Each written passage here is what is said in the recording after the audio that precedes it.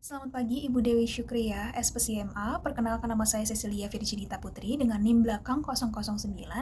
Di video kali ini saya akan memberikan informasi mengenai contoh kasus berantai yang dilakukan oleh anak berumur 11 tahun di Inggris bernama Mary Bell. Siapa Mary Bell dan mengapa kasusnya terkenal? Jadi Mary Bell sendiri adalah seorang anak perempuan berumur 11 tahun. Dia melakukan pembunuhan kepada dua orang anak kecil di Newcastle, Inggris di tahun 1968. Dan dia adalah berantai termuda dalam sejarah Inggris, dan yang mengejutkan adalah dia melakukan hal itu tanpa adanya penyesalan. Bagaimana latar belakang kehidupan Mary? Jadi Mary ini itu lahir di Scotswood. Jadi daerah ini tuh memang dia terkenal status sosialnya miskin, dan juga lingkungannya itu sangat keras. Kriminalitasnya itu sangat tinggi. Nah Mary itu tinggal bersama ibunya, yang dimana ibunya ini juga ternyata memiliki gangguan jiwa. Yang dimana dari kecil si Mary ini tuh udah dilecehkan, terus juga mengalami kekerasan fisik, dan juga si Mary itu bahkan pernah dicoba untuk diracun pada saat kecil. Jadi Mary ini tumbuh dengan tanpa kasih sayang, tidak ada bimbingan yang sempurna dari orang tuanya, dan ini memungkinkan bahwa Mary ini mengalami trauma berat sejak dini. Siapa korban pertamanya dan bagaimana kejadiannya? Jadi, pada Mei tahun 1968, ada seorang anak laki-laki bernama Martin Brown berumur 4 tahun yang ditemukan meninggal di dalam rumah kosong. Dan pada saat polisi menyelidiki itu, ternyata tidak ada luka yang sangat parah di badannya, jadi ini dianggap hanya kecelakaan biasa.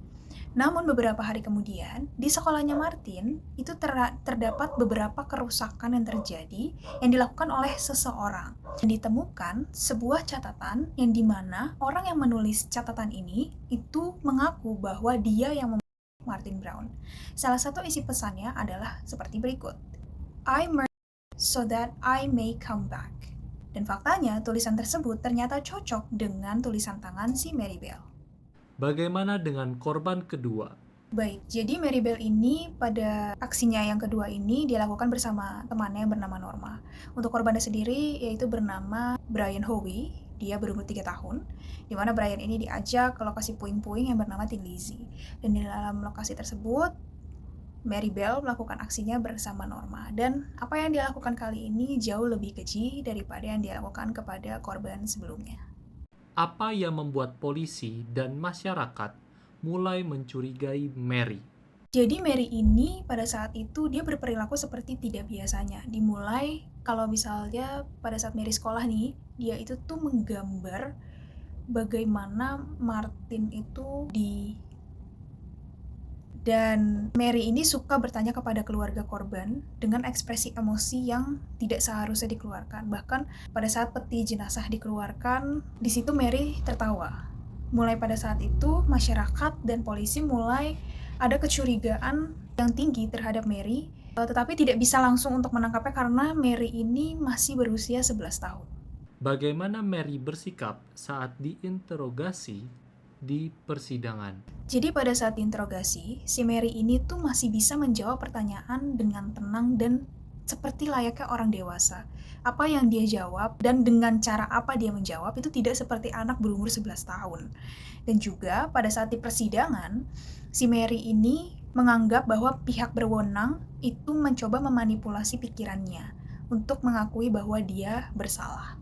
Bahkan pada saat Mary sudah di dalam sel, dia itu tidak menunjukkan adanya tanda kecemasan, tanda penyesalan, dia hanya benar-benar tetap tenang ketika dia sudah masuk ke dalam sel.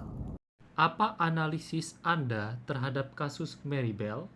Dari saya pribadi, menurut saya Mary Bell ini mempunyai gangguan kepribadian yang sangat kompleks. Dia itu sebenarnya adalah anak yang cerdas, tapi tidak memiliki empati dan juga tidak bisa mengkontrol emosinya. Jadi besar kemungkinan Mary Bell ini sebenarnya sudah mengalami trauma yang sangat berat sejak kecil. Mary Bell ini adalah seorang pelaku, tetapi juga sekaligus korban dari lingkungan yang kurang mensupport dirinya.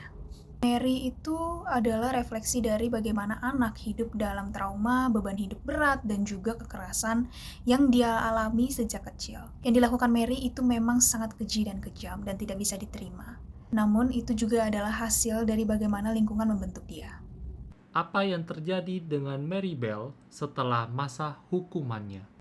Jadi pada akhirnya Mary Bell ini dibebaskan pada tahun 1980 dan dia diberikanlah identitas baru untuk menjalani hidup barunya. Untuk info terakhir, dia sudah memiliki anak dan hidup dalam anonimitas. Namun masyarakat sekitar masih bertanya-tanya, apakah dia memang benar-benar sudah berubah atau dia hanya menyembunyikan sisi kelam?